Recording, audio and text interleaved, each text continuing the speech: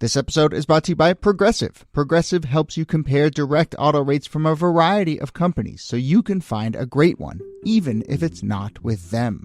Quote today at Progressive.com to find a rate that works with your budget. Progressive Casualty Insurance Company and Affiliates. Comparison rates not available in all states or situations.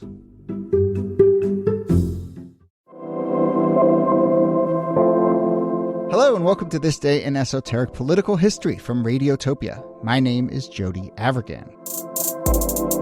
This day, August 28th, 1957, Strom Thurmond, then a Democratic United States Senator from South Carolina, began a filibuster intended to prevent the passage of the Civil Rights Act of 1957. It began at 8:54 p.m. and lasted until 9:12 p.m. the following day. This is 24 hours and 18 minutes of continuous talking and filibustering, the longest single-person filibuster in United States Senate history, a record that still stands to today. So let's talk about Strom Thurmond, the epic filibuster, the 1957 Civil Rights Act, and yes, listeners, we will answer the question that everyone is surely asking: how did he go to the bathroom during this? And you know what? The answer is actually much weirder than you'd think. So we will get to that. Here, as always, Nicole Hemmer of Vanderbilt and Kellie Carter-Jackson of Wellesley. Hello, Jody. Hey there. So I want to talk a little bit about, well, we'll talk about Strom Thurmond, who we haven't really talked about too much on this show. This is fairly recently into the Senate for him, right? He'd been in the Senate since 1954, and this is 1957. So he is, he's making his mark just a few years in. He runs as a anti-integrationist, as a segregationist. Kellie, what do we need to know? I mean, there's so many other civil rights acts later in the 60s that are much more well-known. What's going on with the 1957 Civil Rights Act? Yeah, that's a really good question. Part of the reason people have stopped sort of saying the civil rights movement and started saying the long freedom struggle is because that's really what it is. You have to look at like decades of activism. And if you go back to 54, the Supreme Court case, Brown versus the Board of Education, that is like a seminal court case that, integrates schools across the country.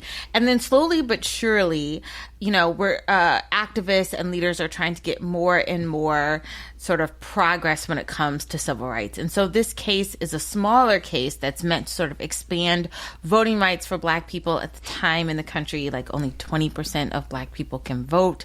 And there is a huge sort of like iron wall of Southern defense that is trying to keep Black people from the ballot. And so Strom Thurmond really represents that. He was governor of South Carolina. He ran for the president as a Dixiecrat.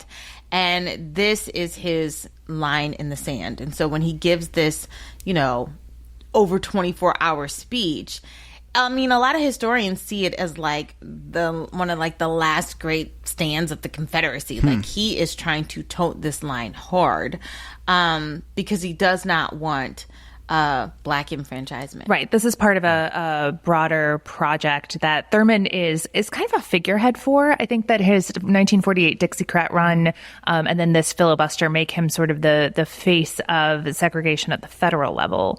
And he makes all of the arguments that you might expect, that the bill is unnecessary, that the South will get there on its own, that it's unconstitutional, that it is not the place of the federal government to interfere in quote unquote race relations in the South.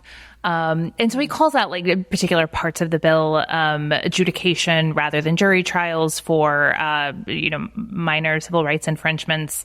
And then so he gets up, and you might have seen filibusters in recent years that involve, say, Ted Cruz reading from a Dr. Seuss book.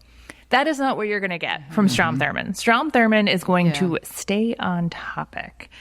He reads documents from election laws in all of the 48 states at the time. He reads Supreme Court decisions. He reads George Washington's farewell address. He reads editorial pages. He reads John C. Calhoun speeches, not just segregationist, but slavery supporter. He reads from his own speeches. And then he reads from a segregationist book's James J. book, James J. Kilpatrick's The Sovereign States, which makes the case for the federal government to stay out of civil rights. So he really does. It's taken me like 2 minutes to explain what he was doing. Yeah.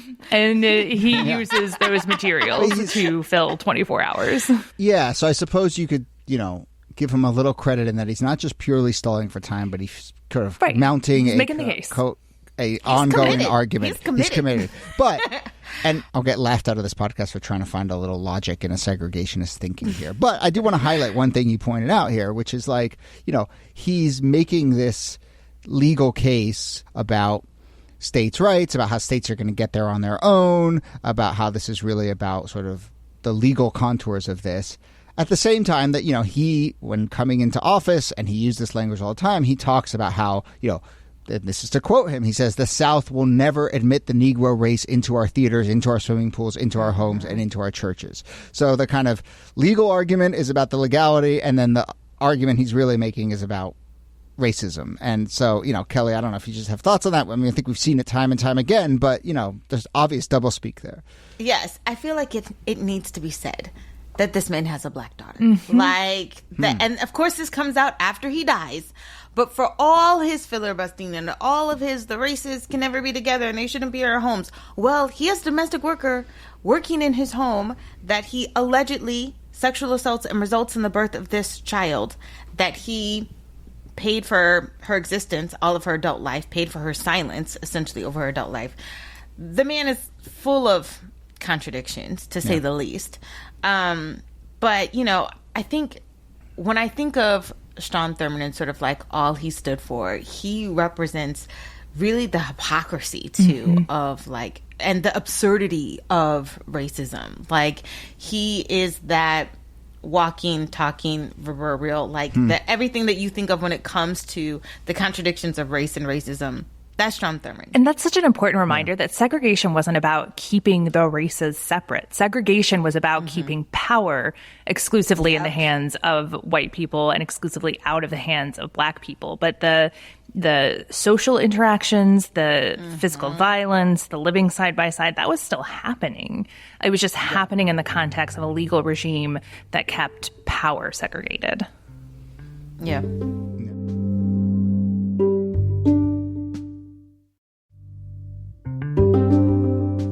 All right, let's talk a little bit about the mechanics of the filibuster itself. So as we said, this is the longest one in history. I have a little list of some of the other longer ones. And poor Ted Cruz doesn't even make the top 5. Shocker.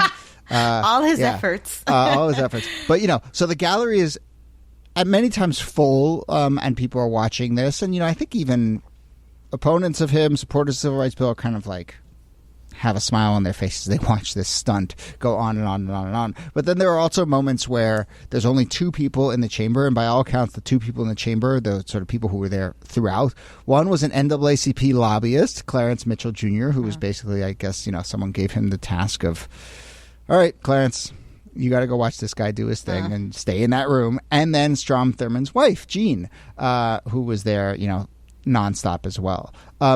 The speech goes, as we said, on and on and on, 24 hours and 18 minutes.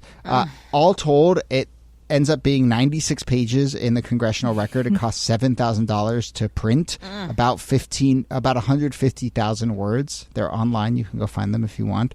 And actually, that's $76,000 in today's dollars, $76,000 today to print this thing. And then there's the question of how did he get through it? So first off, how did he eat? Apparently, he ate diced pieces of pumpernickel bread and small pieces of ground steak. So he was just nibbling on pumpernickel and ground steak. Who's giving him this food? Is Well, he probably his had a little wife, baggie. Jean, who's sitting there, yeah. Here's Jean, a snack. Yeah, every 10 minutes, Jean walks over and drops one. It's like the Obama 8 almonds thing. She walks over, she drops one piece of pumpernickel bread and one little piece of ground steak. It's a weird combination for a weird man, but it's 1957. But I would also say, if you went and talked to like a sports nutritionist right now, and you were like, what are the like core macro like things to eat and what would get you there? They might be like, actually, pumpernickel bread and ground steak aren't the worst, Wholemeal carbs. You've got some good protein there. A little bit of fat in the steak. Onto something. Nothing liquid, no fruit. I think that's going to make you go.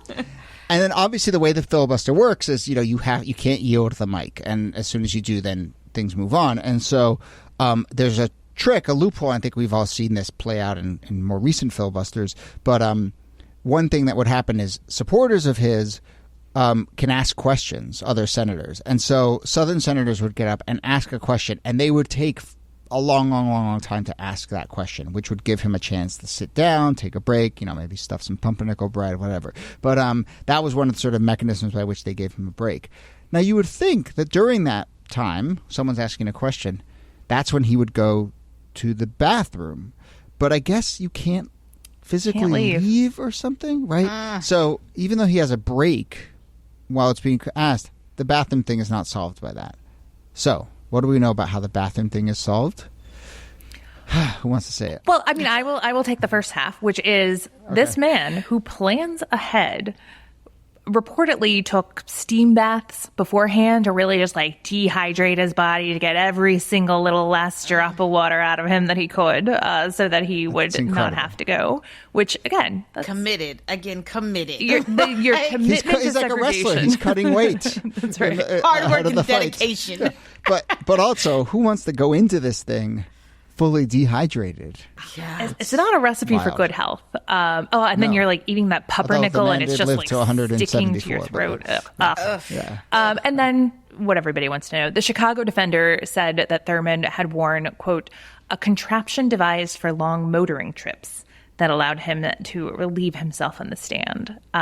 So fill in that particular description with whatever image you would like, but a device worn on long motoring trips back in the day when they didn't have all of these, gas stations and public bathrooms. Mm-hmm. I mean, a diaper. It's a diaper. Of course it's a diaper. I'm like, contraption. That's a diaper. That's the only way I could think of how you go. Anything else is worse. Look, the diaper is the best case scenario here. It really is. So, listeners, Kellie, NIki, this is what I do for you. In incognito mode, to be fair, I have Googled long drive trip bathroom device. Oh. And there is the Trip Tips P-Conch foldable female urinal device. What? For travel. So there are actual devices that you can use that pee into, basically. This is called a while conch, you're driving, a pee conch while you're driving. But yeah, I guess in theory he had some sort of contraption like that, and the Chicago Defender does refer to it as contraption. But I don't know if the Senate would have been cool with him pulling out some sort of like tube and bottle system. I don't think the tube and bottle system is the thing they're worried about him pulling out. Well, that's true. He's wearing a diaper. Yeah. He must be wearing a diaper. And so I suppose that's the case. And that diaper now sits in the American history. No. The Smithsonian has that baby. Oh, God. But yeah, I think that must be the answer. But yeah, there you go. He, I guess he had to be in a diaper, which, of all the indignities of that day. There you go. I mean, this was thought of as the Confederacy's last stand.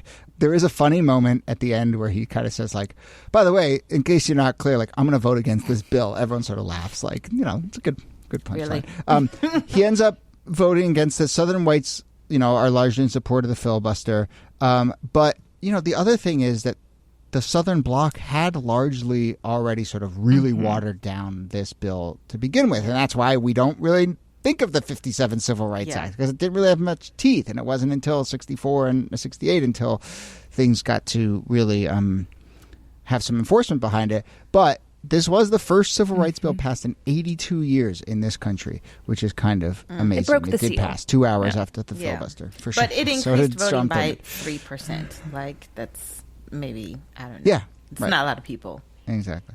And then final coda, I guess, as you mentioned, Kellie, like, this man lived to 100 years old, oldest living senator, was in the Senate until 2003, and very much within all of our lifetimes. And that was, kind of the living, ongoing embodiment of all that absurdity. Really? I mean, I think about just the sort of the poetry of, like, longest filibuster, longest senator, last man standing, sort of like belligerent, stubborn, like, out of my cold, pry it from my cold dead hand kind of mentality.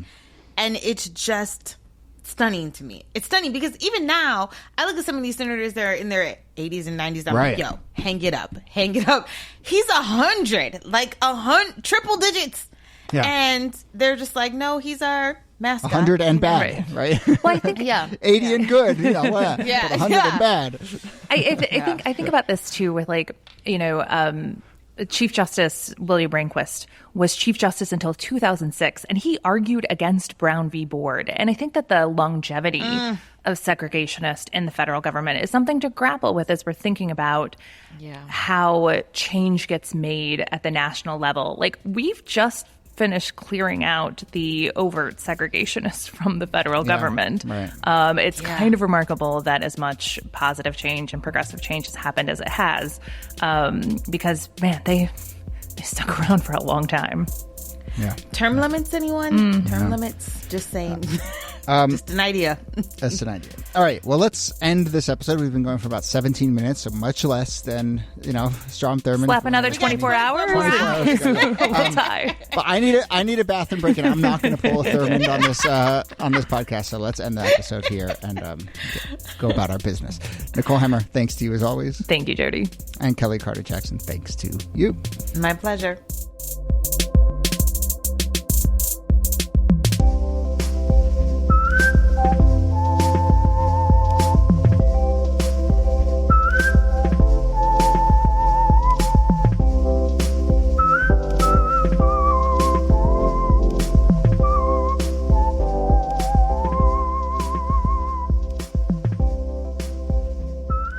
Do you remember that story that was like about a NASA engineer or someone who was like in a beef with her husband's and she wore a diaper. She was driving from like New Orleans to Cape Canaveral, and the only detail of that story I remember was that she wore only a diaper thing I remember. So she could just drive I don't remember as fast as possible to like snatch the wig off her husband's. Yeah. I remember that. I was like, wow. Yeah. I just think when you're in the store buying the diaper, like, you have enough time for self-reflection to think, don't think any man is worth that. Crazy. That's true too. No fucking kidding. Radiotopia. From